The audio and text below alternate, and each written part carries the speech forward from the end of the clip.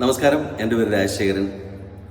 അങ്ങനെ വളരെ നാളത്തെ കാത്തിരിപ്പിന് ശേഷം പ്രാവ് എന്ന മനോഹരമായ സിനിമ മനോരമ മാക്സിലൂടെ ഇന്ന് രാത്രി സ്ട്രീം ചെയ്തു തുടങ്ങുകയാണ്. പ്രാവ് എന്ന സിനിമ ഞങ്ങളുടെയൊക്കെ ഒരു സ്വപ്നമായിരുന്നു.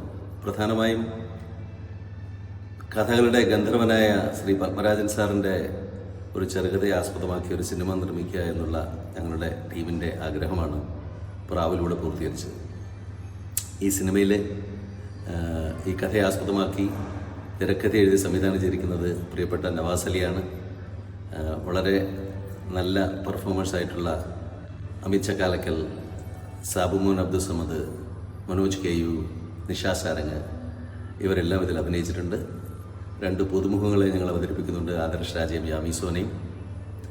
ഈ സിനിമയിൽ ഒരു ചെറിയ റോൾ ചെയ്യാൻ എനിക്കും ഭാഗ്യമുണ്ടായിട്ടുണ്ട്. എല്ലാവരും ഈ സിനിമ കാണണം. നിങ്ങളുടെ നല്ല നല്ല അഭിപ്രായങ്ങൾ എഴുതി അറിയിക്കണം. Thank you so much.